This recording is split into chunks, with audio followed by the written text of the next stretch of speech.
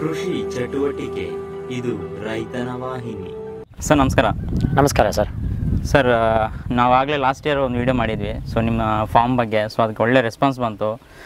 ಸುಮಾರು ಜನ ಇಂಟ್ರೆಸ್ಟ್ ತೋರಿಸಿದ್ದಾರೆ ಈ ಡ್ರ್ಯಾಗನ್ ಫ್ರೂಟ್ ಬಗ್ಗೆ, ಮತ್ತು ಸುಮಾರು ಕಮೆಂಟ್ಸ್ ಬಂದಿದೆ ನಮಗೆ ಪಾಸಿಟಿವ್ ಆಗಿ. ಸೊ ಇವಾಗ ಮತ್ತೆ ಹೊಸ ವ್ಯೂವರ್ಸ್ ನೋಡ್ತಿರ್ತಾರೆ, ಮತ್ತು ಹೊಸ ಸಬ್ಸ್ಕ್ರೈಬರ್ಸ್ ಬಂದಿರ್ತಾರೆ. ಸೊ ಅವ್ರಿಗೋಸ್ಕರ ಮತ್ತೊಮ್ಮೆ ನಿಮ್ಮ ಒಂದು ಕಿರು ಪರಿಚಯ ಮಾಡಿಕೊಡಿ ಸರ್. ಖಂಡಿತವಾಗಲೂ ಸರ್. ನಾವು ಹೋದ ವರ್ಷ ಏನು ಈ ಡ್ರ್ಯಾಗನ್ ಕೃಷಿಯ ಬಗ್ಗೆ ವಿಡಿಯೋ ಮಾಡಿದ್ವಿ, ಅದರ ಬಗ್ಗೆ ಒಳ್ಳೆ ರೆಸ್ಪಾನ್ಸ್ ಸಿಕ್ಕಿದೆ. ಎಲ್ಲ ರೈತ ಬಾಂಧವರಿಗೆ ಒಳ್ಳೆಯ ರೀತಿಯಾದಂತಹ ಧನ್ಯವಾದಗಳನ್ನ ಹೇಳ್ತಾ ಮತ್ತೊಮ್ಮೆ ನನ್ನ ಪರಿಚಯ ಮಾಡಿಕೊಡ್ತೇನೆ. ನನ್ನ ಹೆಸರು ವೇಣುಗೋಪಾಲ್ ಅಂತ. ನಮ್ಮದು ದೇವರಹಳ್ಳಿ, ಗೌರಿಬಿದನೂರು ತಾಲೂಕು, ಚಿಕ್ಕಬಳ್ಳಾಪುರ ಜಿಲ್ಲೆ. ನಾವು ಇದನ್ನು ಈ ಡ್ರ್ಯಾಗನ್ ಕೃಷಿಯನ್ನು ಮಾಡಿ ಒಳ್ಳೆಯ ರೀತಿಯಾಗಿ ಇದರಲ್ಲಿ ಸಕ್ಸಸ್ ಆಗಿ ಒಳ್ಳೆಯ ಆರ್ಥಿಕವಾಗಿ ಸದೃಢತೆಯನ್ನು ಪಡ್ಕೋತಾ ಇದ್ದೀವಿ. ಆದ್ದರಿಂದ ನಮಗೆ ಇದನ್ನು ಈ ಡ್ರ್ಯಾಗನ್ ಕೃಷಿಯ ಬಗ್ಗೆ ತುಂಬ ಸಂತೋಷವಾಗಿದೆ ಸರ್. ಸರ್ ಎಷ್ಟು ವರ್ಷ ಆಯ್ತು ಸರ್ ಇದು ಫಾರ್ಮ್ದು? ಸರ್ ಇದು ಮೂರನೇ ವರ್ಷ. ಮೂರನೇ ವರ್ಷ. ಓಕೆ. ಇದು 2ನೇ ವರ್ಷದ ಕಮರ್ಷಿಯಲ್ ಬೆಳೆ ಸರ್. ಇದು 2ನೇ ವರ್ಷದ ಕಮರ್ಷಿಯಲ್ ಬೆಳೆ. ಹೌದು ಸರ್. ಓಕೆ. ಸೊ ಲಾಸ್ಟ್ ಇಯರಲ್ಲಿ ಎಷ್ಟು ತೊಗೊಂಡ್ರಿ ಸರ್? ಇಳುವರಿ ಎಷ್ಟು ತೊಗೊಂಡ್ರಿ ನೀವು? ಸರ್ ಹೋದ ವರ್ಷ ನನಗೆ ಫಸ್ಟ್ ಇಯರ್ ಕಮರ್ಷಿಯಲ್ ಕ್ರಾಪಲ್ಲೇ 7 ಟನ್ವರೆಗೂ ಇಳುವರಿ ಬಂದಿದೆ ನನಗೆ. ಈ ವರ್ಷ ಏನಿಲ್ಲ ಅಂದರೆ ಒಂದು 15 ಟನ್ನಿಂದ 20 ಟನ್ವರೆಗೂ ನಾವು ಈ ಬೆಳೆಯಲ್ಲಿ ತೊಗೊಳ್ಳೋವಂಥ ಎಲ್ಲ ನಿರೀಕ್ಷೆ ಇದೆ ಸರ್. ಓಕೆ. ಸೊ ಒಂದು ಎಕರೆಗೆ 15 ಟನ್ನ ಸರ್? ಹೆಂಗೆ ನಿಮ್ಮದು ಟೋಟಲ್? ಒಂದು ಎಕರೆ ವೈಸಲ್ಲಿ ಸರ್. ಒಂದು ಎಕರೆ ವೈಸಲ್ಲಿ 15ರಿಂದ 20 ಟನ್ನು ನಾವು ಒಳ್ಳೆ ಸ್ವಾಭಾವಿಕ ಮತ್ತು ಸಾವಯವ ಕೃಷಿ ಮಾಡಿದ್ರೆ ಖಂಡಿತವಾಗ್ಲೂ ಅಷ್ಟು ಇಳುವರಿ ಬರುತ್ತೆ ಅಂತ ಹೇಳ್ಬಿಟ್ಟು ನಮಗೆ ನಂಬಿಕೆ ಇದೆ ಸರ್. ಇನ್ ಕೇಸ್ ಕೆಮಿಕಲ್ ಮಾಡಿದ್ರೆ ಆಗಲ್ವಾ ಸರ್ ಇದು? ಕೆಮಿಕಲ್ ಮಾಡಿದ್ರೂ ಬರುತ್ತೆ ಸರ್. ಆದರೆ ಈ ದಿನ ನಾವು ಈ ಡ್ರ್ಯಾಗನ್ ಕೃಷಿಯಲ್ಲಿ ನೋಡಿದಾಗ ಕೆಮಿಕಲ್ ಯಾರು ಬಳಸ್ತಾರೆ ಅದರಲ್ಲಿ ಕ್ವಾಲಿಟಿ ಇಶ್ಯೂ ಬರ್ತಾ ಇದೆ. ಓಕೆ. ಆದ್ದರಿಂದ ನಾನು ನಮ್ಮ ರೈತ ಬಾಂಧವರಲ್ಲಿ ಕೇಳ್ಕೊಳ್ಳೋದು ಏನಂತಂದರೆ ಸ್ವಾಭಾವಿಕ ಅಥವಾ ಸಾವಯವ ಕೃಷಿ ಮಾಡೋದು ಉತ್ತಮ ಅಂತ ಹೇಳ್ಬಿಟ್ಟು ತಿಳಿಸೋದಕ್ಕೆ ಇಚ್ಛೆ ಪಡ್ತೀನಿ ಸರ್. ಸರ್ ಕ್ವಾಲಿಟಿ ಪ್ರಾಬ್ಲಮ್ಸ್ ಅಂದರೆ ಯಾವ ಥರ ಪ್ರಾಬ್ಲಮ್ಸ್ ಸರ್? ಈಗ ಕೆಮಿಕಲ್ ಜಾಸ್ತಿ ಬಳಸಿದ್ರೆ ಹಣ್ಣು ಮೇಲೆ ಡಾಟ್ ಬರುತ್ತೆ. ಓಕೆ. ಹಣ್ಣು ಕೊಳೆಯೋದಕ್ಕೆ ಪ್ರಾರಂಭವಾಗುತ್ತೆ.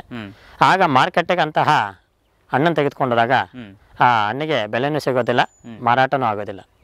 ಅಂತಹ ಮಾರಾಟ ಮಾಡ್ತಕ್ಕಂತಹ ಸಂದರ್ಭದಲ್ಲಿ ಬೇರೆ ರೈತರಿಗೂ ಅದರ ಬಗ್ಗೆ ತುಂಬ ತೊಂದರೆ ಉಂಟಾಗುತ್ತೆ. ಆದ್ದರಿಂದ ಈ ದಿನ ನಮ್ಮ ಕರ್ನಾಟಕದಲ್ಲಿ ಏನು ಡ್ರ್ಯಾಗನ್ ರೈತರಿದ್ದಾರೆ ಅವ್ರ ಹತ್ರ ಕೇಳ್ಕೊಳ್ಳೋದಕ್ಕೆ ಒಂದೇ ಒಂದು ಮಾತು, ದಯವಿಟ್ಟು ಯಾರು ಯಥೇಚ್ಛವಾಗಿ ಕೆಮಿಕಲ್ ಬಳಸಬೇಡಿ. ಸಾವಯವ ಮತ್ತು ಒಳ್ಳೆ ರೀತಿಯಾದಂತಹ ಕೃಷಿ ಮಾಡಿ ಒಳ್ಳೆ ರೀತಿಯಾದಂಥ ಬೆಳೆ ಸಿಗುತ್ತೆ ಸರ್, ನಮಗೆ ಒಳ್ಳೆ ಇಳುವರಿ ಸಿಗುತ್ತೆ. ಆದ್ದರಿಂದ ನಾವು ಸಾವಯವ ಕೃಷಿ ಮಾಡೋದು ಉತ್ತಮ. ಆದ್ದರಿಂದ ನಮಗೆ ಕೆಮಿಕಲ್ ಮಾಡ್ತಕ್ಕಂಥ ಯಾವುದೇ ನೆಸೆಸಿಟಿ ಇಲ್ಲ. ಓಕೆ. ಕೆಮಿಕಲ್ಸ್ ಹಾಕೋದ್ರಿಂದ ಟೇಸ್ಟಲ್ಲಿ ಏನಾದರೂ ವ್ಯತ್ಯಾಸ ಬರುತ್ತಾ ಸರ್?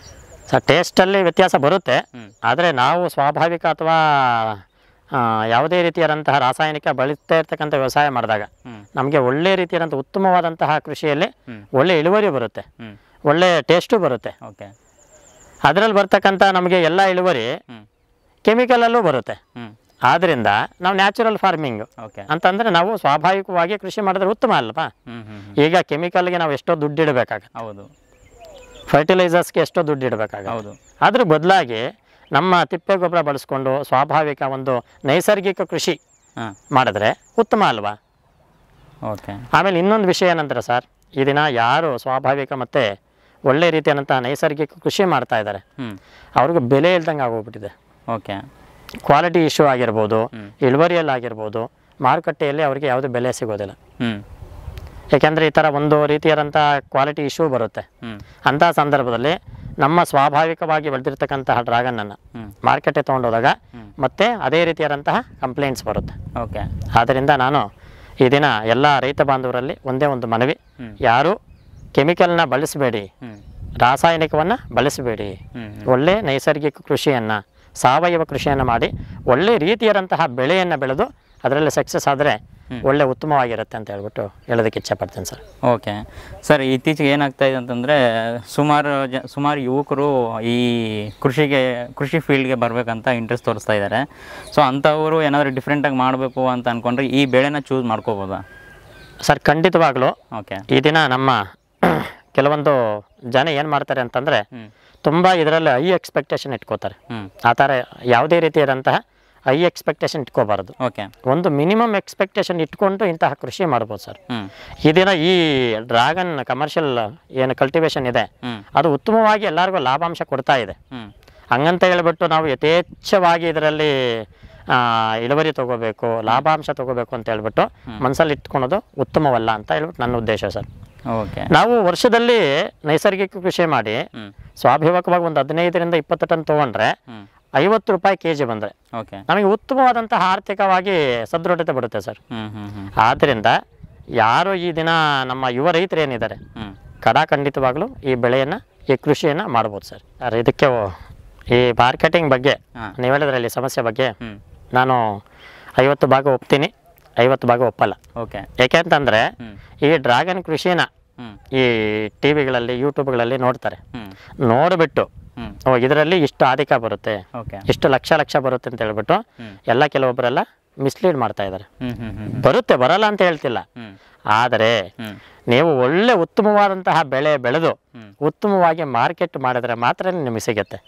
ನೀವು ಬೆಳೆ ಹಾಕ್ಬಿಟ್ಟು ಕೃಷಿ ಮಾಡಿಬಿಟ್ಟು ನೀವೆಲ್ಲೋ ಕೂತ್ಕೊಂಡ್ರೆ ಖಂಡಿತವಾಗ್ಲೂ ನಿಮಗೆ ಬರೋದಿಲ್ಲ. ಆದ್ದರಿಂದ ನೀವು ಎಷ್ಟು ಬೆಳೀತೀರೋ ಅಷ್ಟೇ. ನೀವು 50 ಭಾಗ ಬೆಳೆ ಬೆಳೆದ್ರೆ 50 ಭಾಗ ನಿಮ್ಮ ಪರಿಶ್ರಮವನ್ನು ಮಾರುಕಟ್ಟೆಯಲ್ಲಿ ಹಾಕಬೇಕು. ಆಗಲೇ ಮಾತ್ರ ನಿಮಗೆ ಬೆಳೆದಿರ್ತಕ್ಕಂತಹ ಬೆಳೆಗೆ ಉತ್ತಮವಾದಂಥ ಫಲಿತಾಂಶ ಸಿಗುತ್ತೆ. ಇಲ್ಲ ಅಂತಂದ್ರೆ ಕಷ್ಟ ಆಗುತ್ತೆ ಸರ್.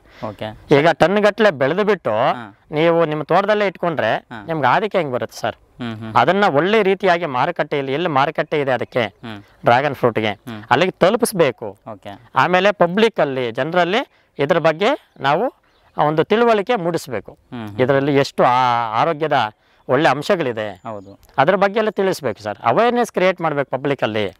ಅದನ್ನ ಬಿಟ್ಟು ನೀವು ಬೆಳೆ ಬೆಳೆದು ಬಿಟ್ಟು ತೊಗೊಂಡೋಗ್ಬಿಟ್ಟು ಮಾರ್ಕೆಟಲ್ಲಿ ಹೋದ್ರೆ ದಯವಿಟ್ಟು ಆ ರೀತಿಯಾಗಿ ಯಾರು ಮಾಡಬೇಡಿ. ಅದರಲ್ಲಿ ಯಾವುದೇ ರೀತಿಯಾದಂತಹ ಲಾಭಾಂಶ ಸಿಗೋದಿಲ್ಲ ನಿಮಗೆ. ಈ ದಿನ ರೈತರು ಮಾಡ್ತಾ ಇರ್ತಕ್ಕಂಥ ತಪ್ಪೇನಂತಂದ್ರೆ ಬೆಳೆದರೆ ತೆಗೆದುಕೊಂಡೋಗಿ ಎಲ್ಲೊಂದು ಕಡೆ ಮಾರ್ಕೆಟಲ್ಲಿ ಸುರಿತಾರೆ. ಆದರೆ ಒಳ್ಳೆ ರೀತಿಯಾದಂತಹ ಕ್ವಾಲಿಟಿ ಬೆಳೆಯನ್ನು ಬೆಳೆದು ಒಳ್ಳೆ ರೀತಿಯಾಗಿ ಮಾರ್ಕೆಟ್ ಮಾಡಿದ್ರೆ ಖಂಡಿತವಾಗೂ ಲಾಭಾಂಶ ಇದೆ ಸರ್. ಓಕೆ. ಈ ಡ್ರ್ಯಾಗನ್ ಫ್ರೂಟ್ ಬೆಳಿಬೇಕಂತಂದರೆ ಮೇನ್ ಮಾರ್ಕೆಟಿಂಗ್ ಬಗ್ಗೆ ತಿಳ್ಕೊಬೇಕಂತೇಳಿ ಹೇಳಿರೋದು ನೀವು.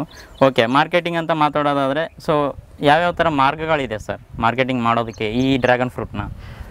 ಸರ್, ಇದು ಮಾರ್ಕೆಟ್ ಹೆಂಗೆ ಅಂತಂತಂದರೆ ಈ ತಾಲೂಕು ಮಾರ್ಕೆಟ್ಗಳು, ಜಿಲ್ಲಾ ಮಾರುಕಟ್ಟೆಗಳು, ಅಲ್ಲಿ ಇದನ್ನು ಒಳ್ಳೆ ಮಾರ್ಕೆಟ್ ಸೃಷ್ಟಿಯಾಗಿದೆ. ಅಲ್ಲಿ ಹೋಗ್ಬಿಟ್ಟು ಅವ್ರನ್ನೆಲ್ಲ ವಿಚಾರಿಸಿ ಚಿಕ್ಕದಾಗಿ ವಿಚಾರಿಸ್ಬೇಕು ಸರ್. ಮೊದಲನೇದಾಗಿ 100 kg 200 kg ಒಂದು ಅರ್ಧ ಟನ್ 1 ಟನ್ವರೆಗೂ ಅಲ್ಲಿ ಪ್ರಾರಂಭ ಮಾಡಬೇಕು. ಅಲ್ಲಿ ಮಾರ್ಕೆಟ್ನ ಕ್ರಿಯೇಟ್ ಮಾಡಬೇಕು. ಎಲ್ಲಿ ಅವರವ್ರ ಲೋಕಲಲ್ಲಿ ಕ್ರಿಯೇಟ್ ಮಾಡ್ಬೇಕು ಸರ್. ಮೊದಲು ಅಲ್ಲಿರ್ತಕ್ಕಂಥ ಪಬ್ಲಿಕ್ ಜನರು, ಜನಸಾಮಾನ್ಯರು ಅದನ್ನು ತಿನ್ನೋಕೆ ಪ್ರಾರಂಭ ಮಾಡಬೇಕು.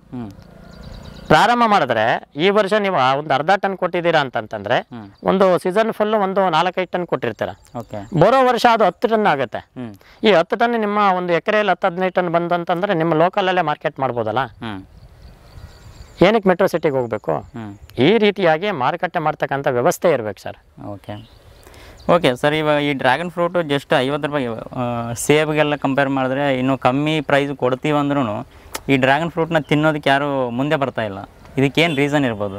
ಅವೇರ್ನೆಸ್ ಇಲ್ಲ ಅಂತನಾ ಹೆಂಗೆ ಸರ್? ಸರ್, ಹಂಗಲ್ಲ, ತಿನ್ನೋದಕ್ಕೆ ಮುಂದೆ ಬರ್ತಿಲ್ಲ ಅಂತಲ್ಲ ಸರ್. ಇದು ಜನಸಾಮಾನ್ಯರಿಗೆ ಒಳ್ಳೆ ರೀತಿಯಾದಂತಹ ಪ್ರೈಸಲ್ಲಿ ಸಿಗ್ತಿಲ್ಲ. ಯಾಕೆಂದರೆ ಇವತ್ತು ಮಾರುಕಟ್ಟೆಯಲ್ಲಿ ಇವತ್ತಿನ ಮಟ್ಟಿಗೆ 90 ರೂಪಾಯಿಂದ 120 ರೂಪಾಯಿವರೆಗೂ ಹೋಗ್ತಾ ಇದೆ 1 kg. ಅವರು ಮಾರುಕಟ್ಟೆ ಇರ್ತಕ್ಕಂತಹ ವ್ಯಕ್ತಿಗಳು ಅವ್ರು ಮಾರ್ಜಿನ್ ಜಾಸ್ತಿ ಇಟ್ಕೋತಾರೆ. ಮಾರ್ಜಿನ್ ಜಾಸ್ತಿ ಇಟ್ಕೋತಾರೆ. ಮಾರ್ಜಿನ್ ಜಾಸ್ತಿ ಇಟ್ಕೊಂಡಾಗ 150-200 ರೂಪಾಯಿ. ಇವತ್ತು ಬೇರೆ ಬೇರೆ ಹಣ್ಣುಗಳನ್ನ ಕಂಪೇರ್ ಮಾಡಿದ್ರೆ ಇದು ಜಾಸ್ತಿ ಬೆಲೆ ಆಗುತ್ತೆ. ಆದ್ದರಿಂದ ಅದನ್ನ ಪಬ್ಲಿಕ್ಕಿಗೆ ತಲುಪಿಸ್ಬೇಕು ಸರ್. ಈಗ ನಮ್ಮ ಹತ್ರ 90 ರೂಪಾಯಿ 80 ರೂಪಾಯಿ ತೊಗೊಂತಾರೆ ಅಂತ ಇಟ್ಕೊಳ್ಳಿ.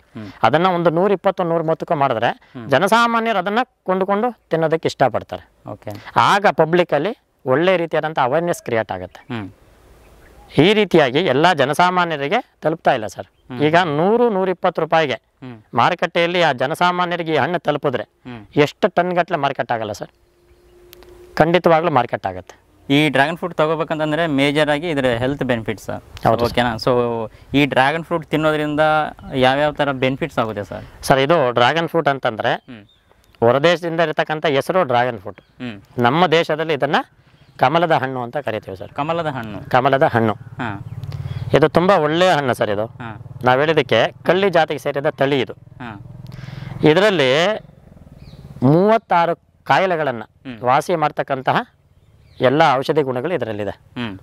ನಾವಿವತ್ತೇನು ಆಂಟಿ ಆಕ್ಸಿಡೆಂಟ್ ರೋಗ ನಿರೋಧಕ ಶಕ್ತಿ ಅಂತ ಏನಿದೆ, ತುಂಬ ಯಥೇಚ್ಛವಾಗಿ ಕೊಡ್ತಕ್ಕಂಥ ಹಣ್ಣಿದು. ಓಕೆ. ಅದೇ ರೀತಿಯಾಗಿ ವಿಟಮಿನ್ ಸಿ ಇದೆ, ಒಮೆಗಾ 3 ಇದೆ, ಒಮೆಗಾ 9 ಇದೆ. ಅದೇ ರೀತಿಯಾಗಿ ಕ್ಯಾನ್ಸರ್ ಸೆಲ್ಸ್ನ ಅವಾಯ್ಡ್ ಮಾಡ್ತಕ್ಕಂಥ ಎಲ್ಲ ಶಕ್ತಿ ಇದರಲ್ಲಿದೆ. ಆಮೇಲೆ ಈ ದಿನ ಏನು ಮಲಬದ್ಧತೆ ಅಂತ ಹೇಳ್ಬಿಟ್ಟು ತುಂಬ ಜನರ ಸಮಸ್ಯೆ ಇದೆಯಲ್ಲ, ರಾತ್ರಿ ಮಲಗಬೇಕಾದ್ರೆ ಒಂದು ಡ್ರ್ಯಾಗನ್ ಹಣ್ಣನ್ನು ತಿಂದು ಮಲಗಿದ್ರೆ ಬೆಳಗ್ಗೆ ಅಷ್ಟೊತ್ತಿಗೆ ಅವ್ರಿಗಿರ್ತಕ್ಕಂಥ ಎಲ್ಲ ಮಲಬದ್ಧತೆ ಸಮಸ್ಯೆ ನಿವಾರಣೆ ಆಗುತ್ತೆ. ಅದೇ ರೀತಿಯಾಗಿ ಈ ದಿನ ಏನು ಜನರಲ್ಲಿ ಶುಗರು, BP ಏನಿದೆ ಆ ಕಾಯಿಲೆಗಳೆಲ್ಲ ಒಳ್ಳೆ ರೀತಿಯಾಗಿ ನಿವಾರಣೆ ಆಗುತ್ತೆ ಸರ್. ಶುಗರ್ನ ಕಂಟ್ರೋಲ್ ಮಾಡ್ತಕ್ಕಂಥ ಎಲ್ಲ ರೋಗ ನಿರೋಧಕ ಶಕ್ತಿ ಈ ಡ್ರ್ಯಾಗನ್ ಫ್ರೂಟಲ್ಲಿದೆ. ಓಕೆ. ಅದೇ ರೀತಿಯಾಗಿ ಈ ದಿನ ಯಾರು ಡಯಟ್ ಅಂತ ಎಲ್ಲ ಫಾಲೋ ಮಾಡ್ತಾರೆ ಅವರಿಗೆ ಒಳ್ಳೆ ರೀತಿಯಾದಂತಹ ಡಯಟ್ ಫುಡ್ ಆಗಿದೆ ಇದು ಡ್ರ್ಯಾಗನ್ ಫ್ರೂಟು. ಅದೇ ರೀತಿಯಾಗಿ ಒಳ್ಳೆ ಚರ್ಮದ ಕಾಂತಿ, ಇದರಿಂದ ತುಂಬ ಔಷಧಿಗಳನ್ನ ಮಾಡ್ತಾ ಇದ್ದಾರೆ ಸರ್. ಈ ದಿನ ನಮ್ಮ ಅಸೋಸಿಯೇಷನಲ್ಲೇ ಇದರಲ್ಲಿ ಒಳ್ಳೆ ಐಸ್ ಕ್ರೀಮನ್ನು ಮಾಡ್ತಾ ಇದ್ದೀವಿ, ಕ್ಯಾಂಡಿಯನ್ನು ಮಾಡ್ತಾ ಇದ್ದೀವಿ, ಸೋಪನ್ನು ಮಾಡ್ತಾ ಇದ್ದೀವಿ, ಪೇಸ್ಟನ್ನು ಮಾಡ್ತಾ ಇದ್ದೀವಿ. ಈ ರೀತಿಯಾಗಿ ಹಲವಾರು ಒಂದು ಪ್ರಾಡಕ್ಟ್ಸ್ನ ಮಾಡ್ತಾ ಇದ್ದೀವಿ. ಓಕೆ. ಬರೀ ಫ್ರೂಟ್ ಪರ್ಪಸ್ ತಿನ್ನೋದಕ್ಕಂತ ಅಲ್ಲ, ಮತ್ತೆ ಬೈ ಪ್ರಾಡಕ್ಟ್ಸ್ ಮಾಡ್ತಾ ಇದ್ದಾರೆ. ಖಂಡಿತವಾಗಿ ಸರ್. ಓಕೆ. ಬೈ ಪ್ರಾಡಕ್ಟ್ಸ್ ಮಾಡ್ತಾ ಇದೀವಿ ಅಂತಂದ್ರೆ ಡಿಮ್ಯಾಂಡ್ ಜಾಸ್ತಿ ಆಗುತ್ತೆ ಸರ್. ಹಾಗೆ ಖಂಡಿತ ಆಗುತ್ತೆ ಸರ್, ಖಂಡಿತ ಆಗುತ್ತೆ. ಈಗ ಇದು ಡ್ರ್ಯಾಗನ್ ಕೃಷಿ ಯಾವ ಥರ ಅಂತಂದರೆ, ಈಗ ಒಂದ್ಸತಿ ಮಳೆ ಬಂದರೆ ಎಲ್ಲ ತೋಟದಲ್ಲೂ ಒಂದೇ ಸತಿ ಹೂವಾಗುತ್ತೆ. ಓಕೆ. ಒಂದೇ ಸತಿ ಕಾಯಿ ಆಗುತ್ತೆ, ಒಂದೇ ಸತಿ ಹಣ್ಣಾಗುತ್ತೆ ಸರ್. ಆಗ ಎಲ್ಲ ಕಡೆ ಇರ್ತಕ್ಕಂತಹ ಡ್ರ್ಯಾಗನ್ ಹಣ್ಣು ಒಂದೇ ಮಾರುಕಟ್ಟೆಗೆ ಬರುತ್ತೆ. ಆಗ 150 ಇನ್ನಿರ್ತಕ್ಕಂತಹ ಹಣ್ಣಿನ ಬೆಲೆ 100-120 ಬರುತ್ತೆ. ಓಕೆ. ಆಮೇಲೆ ಸ್ಟಾಗ್ನೆಟ್ ಆಗುತ್ತೆ ಸರ್. ಈಗ ಇದು ಸೀಸನ್ ಸ್ಟಾರ್ಟ್ ಆಗೋದು ಮೇಯಿಂದ ಸ್ಟಾರ್ಟ್ ಆಗುತ್ತೆ. ನಮ್ಮ ಸರ್ವೇ ಸಾಮಾನ್ಯವಾಗಿ ನಮ್ಮ ಮಾರುಕಟ್ಟೆಯಲ್ಲಿ ನಮ್ಮ ಇದರಲ್ಲಿ ಮಾವಿನ ಹಣ್ಣು ಇರುತ್ತೆ, ನೇರಳೆ ಹಣ್ಣು ಇರುತ್ತೆ, ಎಲ್ಲ ಇರುತ್ತೆ. ಆಗ ಜನಸಾಮಾನ್ಯರು ಆ ಹಣ್ಣಿಗೆ ಅಭ್ಯಾಸ ಆಗಿರ್ತಾರೆ. ಈ ಡ್ರ್ಯಾಗನ್ ಹಣ್ಣನ್ನು ತೆಗೆದುಕೋಬೇಕಾದ್ರೆ ಸ್ವಲ್ಪ ದಿನ ಹೋಗುತ್ತೆ. ಆಗ ಜೂನ್ ಜುಲೈ ಆದಮೇಲೆ ಮಾರ್ಕೆಟ್ ಆಟೋಮೆಟಿಕ್ಕಾಗಿ ಪಿಕಪ್ ಆಗುತ್ತೆ. ಸರ್, ಕೊನೆಯದಾಗಿ ನೋಡ್ತಿರೋ ವೀಕ್ಷಕರಿಗೆ ಏನು ಹೇಳೋಕ್ಕೆ ಇಷ್ಟಪಡ್ತೀರಾ ಸರ್? ಸರ್, ಇದು ಡ್ರ್ಯಾಗನ್ ಕೃಷಿ, ಕಮಲದ ಹಣ್ಣಿನ ಕೃಷಿ ತುಂಬ ಉತ್ತಮವಾದಂತಹ ಕೃಷಿ ಸರ್. ಓಕೆ. ಇದು ನಾವು ನೋಡಿದಾಗೆ ಇದು 3ನೇ ವರ್ಷದ ಬೆಳೆ. ಯಾರು ಮಾಡೋದಕ್ಕೆ ಇಚ್ಛೆ ಪಡ್ತಾರೆ, ಅದರಲ್ಲೂ ಯುವ ರೈತರು ಮುಂದೆ ಬರಬೇಕು. ಒಳ್ಳೆ ತಳಿ ಇದು. ಇದು ಮೆಕ್ಸಿಕನ್ ಜಂಬೋ ಅಂತ ಹೇಳ್ಬಿಟ್ಟು ನಾವು ಈ ಕೃಷಿಯನ್ನು ಮಾಡಬೇಕಾದ್ರೆ ಮೊದಲನೇದಾಗಿ ನೋಡ್ಬೋದು ನೀವು, ಕಂಬವನ್ನು ಉಣ್ಕೊಂಡು ಅದಕ್ಕೆ ಗೊಬ್ಬರ ಹಾಕಿ ದಿಬ್ಬ ಕಟ್ಟಿ ತದನಂತರ ಗೊಬ್ಬರ ಹಾಕಿ 4 ಗಿಡಗಳು ನೆಡಬೇಕು ಒಂದು ಕಂಬಕ್ಕೆ. ನೆಟ್ಟಾದ ಮೇಲೆ 1 ವರ್ಷಕ್ಕೆ ಫಸಲು ಪ್ರಾರಂಭವಾಗುತ್ತೆ. ಅದಾದಮೇಲೆ ಖಂಡಿತವಾಗಲೂ ನೀವು ನಿಮ್ಮ ತಾಲೂಕು ಕೇಂದ್ರಗಳಲ್ಲಿ, ಜಿಲ್ಲಾ ಕೇಂದ್ರಗಳಲ್ಲಿ, ಆಯಾ ಮಾರುಕಟ್ಟೆಗಳಲ್ಲಿ ಮಾರುಕಟ್ಟೆ ವ್ಯವಸ್ಥೆ ಖಂಡಿತವಾಗಲೂ ಮಾಡ್ಕೋಬೋದು. ಅದೇ ರೀತಿಯಾಗಿ ಈ ದಿನ ಎಲ್ಲ ರೀತಿ ಇರೋಂತಹ ಎಲ್ಲ ಜಿಲ್ಲಾವಾರುಗಳಲ್ಲಿ, ಎಲ್ಲ ಮಹಾನಗರಗಳಲ್ಲಿ, ಈವನ್ ಇನ್ನ ಹೋಬಳಿ ಮತ್ತು ಹಳ್ಳಿಗಳಲ್ಲೂ ಸಹ ಇದರ ಬಗ್ಗೆ ತಿಳುವಳಿಕೆ ಬಂದಿದೆ. ಆದ್ದರಿಂದಾಗಿ ಯುವ ರೈತರು ಒಳ್ಳೆಯ ರೀತಿಯಾದಂತಹ ಪ್ರಯತ್ನ ಪಟ್ಟರೆ ಖಂಡಿತವಾಗಲೂ ಈ ಕೃಷಿಯಲ್ಲಿ ಅವರು ಒಳ್ಳೆಯ ಉತ್ತಮವಾದಂತಹ ಫಲಿತಾಂಶ ತೆಗೆದುಕೊಳ್ಬೋದು. ಅದೇ ರೀತಿಯಾಗಿ ನಾವು ಈ ಡ್ರ್ಯಾಗನ್ ಕೃಷಿಯ ರೈತರಾಗಿ ನಾವು ಹಲವಾರು ರೈತರಿಗೆ ಇದನ್ನು ಮಾರುಕಟ್ಟೆ ವ್ಯವಸ್ಥೆ ಮಾಡಿಕೊಡ್ತಾ ಇದ್ದೀವಿ. ಯಾರಿಗೆ ಮಾರುಕಟ್ಟೆ ವ್ಯವಸ್ಥೆಯ ಕಷ್ಟ ಆಗಿರುತ್ತೆ ಅವರು ಇರ್ತಕ್ಕಂತಹ ಹಣ್ಣನ್ನು, ಈ ಡ್ರ್ಯಾಗನ್ ಫ್ರೂಟನ್ನು ತೆಗೆದುಕೊಂಡು ಬೇರೆ ಕಡೆ ಮಾರುಕಟ್ಟೆ ವ್ಯವಸ್ಥೆಯನ್ನು ಮಾಡಿಕೊಡ್ತಾ ಇದ್ದೀವಿ. ಈ ರೀತಿಯಾಗಿ ಒಳ್ಳೆಯ ಡ್ರ್ಯಾಗನ್ ಕೃಷಿ ಇದನ್ನು ನಡೀತಾ ಇದೆ. ಯುವ ರೈತರು ಇಂತಹ ಕೃಷಿಗಳನ್ನು ಮಾಡಿ ಅವರ ಕುಟುಂಬದಲ್ಲಿ ಒಳ್ಳೆಯ ಆರ್ಥಿಕ ಸದೃಢತೆ ಪಡೆಯಬೇಕಾಗಿ ನಾನು ಎಲ್ಲ ರೈತರಲ್ಲಿ ವಿನಂತಿ ಮಾಡಿಕೊಳ್ತೇನೆ. ಧನ್ಯವಾದಗಳು ಸರ್. ಕೃಷಿ ಚಟುವಟಿಕೆ ಇದು ರೈತನ ವಾಹಿನಿ.